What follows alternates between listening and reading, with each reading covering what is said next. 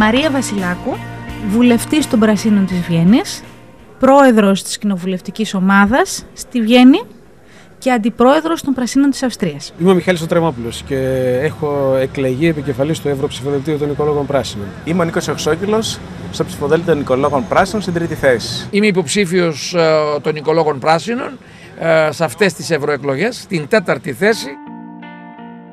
Οι Οικολόγοι Πράσινοι είναι η πράσινη λύση στην κρίση. Την οικονομική, την κοινωνική, την περιβαλλοντική, την ανθρωπολογική. Οι Οικολόγοι Πράσινοι νιώθουν ότι απαντούν στις προκλήσεις του σήμερα. Όχι γιατί τα ξέρουν όλα, όχι γιατί δεν μπορεί να κάνουν λάθη, αλλά γιατί έχουν καθαρά χέρια, έχουν καθαρή συνείδηση, έχουν καθαρό κούτελο και διεκδικούν μια καθαρή Ελλάδα.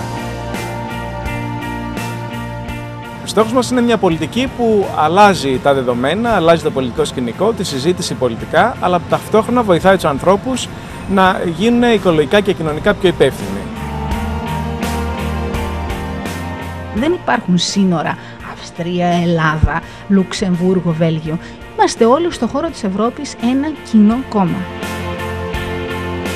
Μαζί με τους Ευρωπαίους Πράσινους διεκδικούμε 5 εκατομμύρια πράσινες θέσεις εργασίας στην Ευρώπη τα επόμενα 5 χρόνια για να μπορέσουμε να ζήσουμε καλύτερα, να μην υπάρχει τόσο υψηλή ανεργία και να προστατεύσουμε το περιβάλλον και ιδιαίτερα το κλίμα μας.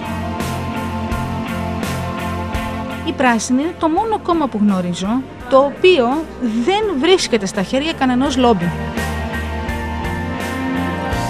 Πιστεύω ότι έχουμε περάσει την εφηβική μας ηλικία σε μια όριμη πια περίοδο. Είμαστε έτοιμοι να εκπροσωπήσουμε στους πολιτικούς θεσμούς με έναν αξιόπιστο τρόπο τους οικολόγους πράσινους και ολόκληρη την νοτιοανατολική Ευρώπη και την Ανατολική Μεσόγειο. Πολιτική είναι να βλέπουμε ότι γύρω μας υπάρχουν διαφορετικοί άνθρωποι, διαφορετικές κουλτούρες και μπορούμε μέσα από αυτή τη διαφορετικότητα να συνθέσουμε μια καινούργια εικόνα. Και να εκφράσουμε στην Ευρωβουλή όλα αυτά τα κινήματα χωρίς καμιά πρόθεση κομματικής εκμετάλλευσης ή κομματικού καπέλου κατά το κοινό λεγόμενο. Πριν 2 καλοκαίρια κάηκε στην Ελλάδα μια έκταση η οποία είναι τόσο μεγάλη όσο ολόκληρη η Μάλτα. Αυτό σημαίνει ότι η οικολογική καταστροφή της χώρας μας δεν είναι μόνο ελληνικό πρόβλημα, είναι πρόβλημα ευρωπαϊκό, αν όχι και παγκόσμιο.